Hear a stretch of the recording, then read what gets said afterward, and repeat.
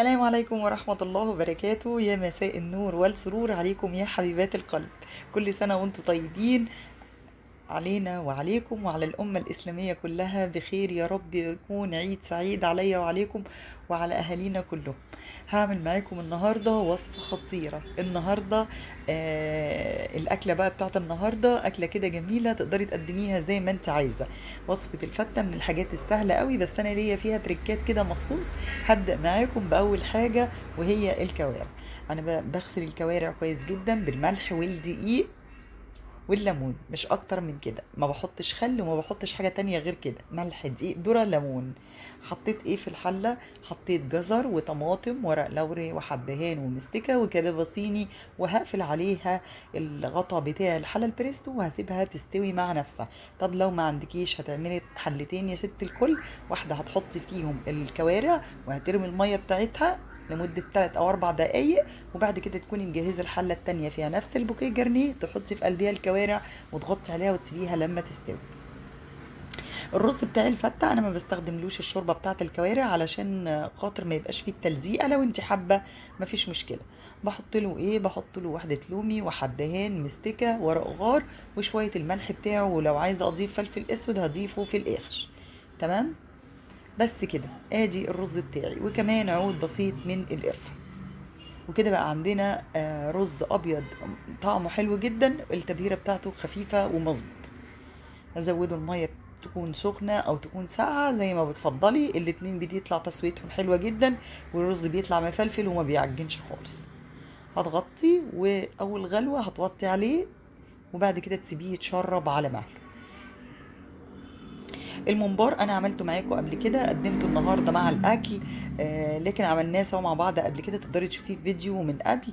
الحشوه بتاعته بسيطه وخفيفه جدا، بس انا ما قليتهوش في الزيت، انا مسحته بمسحه زيت وحطيته تحت الشوايه في الفرن، وكانت نتيجته حلوه جدا الحقيقه. هعمل بقى الصلصة. في نوعين من الصلصة، بيبقى فيه صلصة بيضة والصلصة الحمراء. هعمل معاكم الصلصة الحمراء وهقول لكم البيضة بتتعمل ازاي. هي نفس الصلصة بكمية التوم، معلقة من الزبدة او السمنة زي ما بتحبي. تلفي التوم او تحوريه في قلب المعلقة كده هوت لحد ما يبتدي ياخد لون بسيط معاكي. طبعا معلش بعتذر الكاميرا فصلت.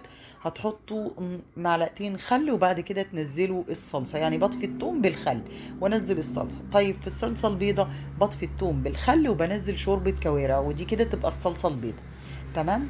اللي بيتحط على الصلصة بتاعة الفتة فلفل اسود وملح وسكر، مش اكتر من كده. ما تحطيش اي نوع من انواع التوابل التاني عشان ما يغيرلكيش طعم ولون الصلصه بتاعه الفته. العيش بقى فيه ليه تركايه كده مخصوص. انا بحط معلقه من السمنه او الزبده، وبحط العيش على النار في معلقه الزبده دي وحوريه كويس جدا، يعني لفيه بالبلدي كده في معلقه الزبده دي، بيدي لون وطعم وقرمشه بتبقى خطيره. بعد كده بعمل ايه؟ باخد حاجة بسيطة جدا من الصلصة واحطه عليها. معلقة اللف بالسمنة او الزبدة دي بتفرق معاكي في العيش خالص كتير.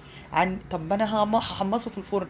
حبيبتي اوريدي انا محمصاه اصلا، انا جايباه متحمص اصلا، بس المعلقة بتاعة السمنة او الزبدة دي وهو على البوتاجاز فيها دي بتفرق في الطعم قوي، وبتودي الفتة في حتة تانية خالص.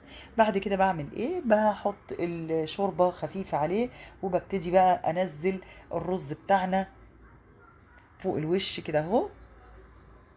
طبعا كمية العيش وكمية الرز زي ما انت حابة. في ناس بتفضل ده قليل ده كتير، زي ما انت عايزة اللي انت بتفضليه. الفيديو طويل شوية بس حبيت اقول لكم كل التفاصيل بتاعت الفتة بتاعتي. كل سنة وانتم طيبين. وصفة النهاردة من الوصفات الحلوة قوي اللي اتمنى انها ان شاء الله تعجبكم. هنقدم معاكم الفترة اللي جاية للناس اللي اشترت حاجات العيد الكبير، زي طحال زي كرشة زي فشة زي كبدة. هنقول ازاي نعمل الحاجات دي كلها سوا مع بعض. يا رب يبقى عيد سعيد علينا كلنا بإذن الله. اشوفكم بخير في وصفة جديدة، وكل سنة وانتم طيبين. ما تنسوش تستنوا الفيديو بتاع ضيافة العيد ان شاء الله. اشوفكم بخير حبايب قلبي، كل سنة وانتم طيبين. ربنا يعود عليا وعليكم وعلى الأمة الإسلامية كلها الأيام بخير وسعادة يا رب. صوما مقبولا وإفطارا شهيا. السلام عليكم ورحمة الله وبركاته.